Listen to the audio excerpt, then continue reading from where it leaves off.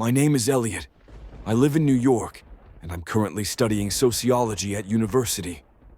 For my final project, I decided to explore rural towns in America with shrinking populations. My professor recommended the place where he grew up, a town called Hollow Creek. You won't find it on the map, he said. Just stay for a week. Talk to the elders. You'll hear interesting things. I thought it would be a simple research trip, but Hollow Creek didn't hold information. It held something darker. I took a bus to the nearest city. An older man, probably in his 70s, picked me up from there. His name was Samuel. He barely spoke during the drive, but right as we entered the town, he said something that chilled me. You'll be staying in the big stone house. Your things are already there. But listen, kid, that house doesn't talk at night. Neither should you. Stay quiet while you're inside. I didn't really understand what he meant. I figured it was just a local superstition. But that night, the house made no sound at all. No creaking wood, no wind through the windows, no humming pipes.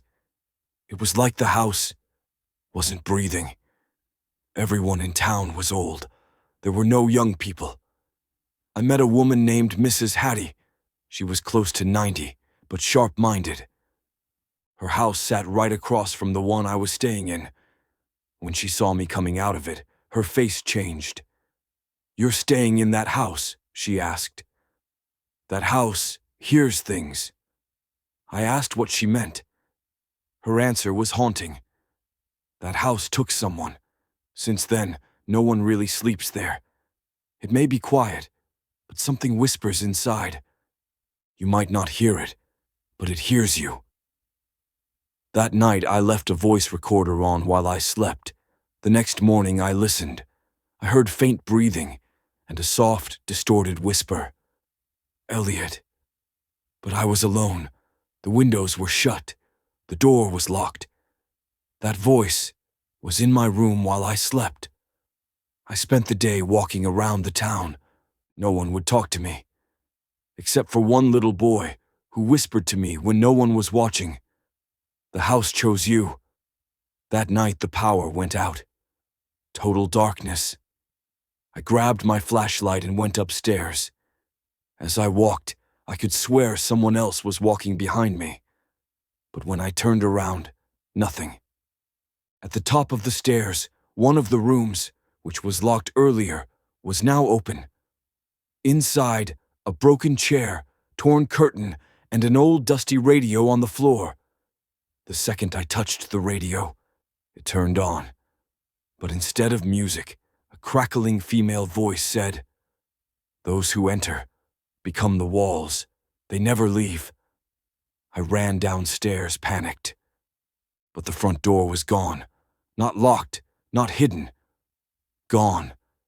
In its place, a smooth stone wall. The next morning, Samuel knocked on the door. I don't know how he got in. He just looked at me and said, "You're part of it now. We can't see you anymore, but the house can." I think I'm back in New York now. But sometimes when I look out the window, I see the silhouette of that same stone house, and in my mirror, I don't always see just me. One morning I woke up and noticed my mirror had moved from across my bed to near the door. There were scratch marks on the glass, like someone had clawed at it from the inside. In the corner, written faintly in dried blood, one word: "It hers." I didn't write it, but I wasn't alone in that house. Mrs. Hattie called me over again. She had an old newspaper clipping from 1962. The headline, "College Student Disappears in Old Stone House, Never Returned." The photo was me. Same face, same name. Elliot Y. Sociology major. Missing since April 17th. Today's date? April 17th. I don't sleep much anymore. Every time I close my eyes, I see the same thing. A chair, a mirror scratched from the inside, and the same voice. "You are the wall. You are the door. You are the house." It's hard to breathe. My reflection is fading. And in my room, there are 4 other shadows besides my own. If you're watching this, maybe you can help me. But first, know this, I'm not outside anymore. The house took me. I became it. I am the silence now. And if one day you ever find yourself in a town with no name and see an old stone house, don't go near it. The door is already waiting. Some houses aren't empty. Some houses eat people, and some people don't vanish. They just become part of the wall.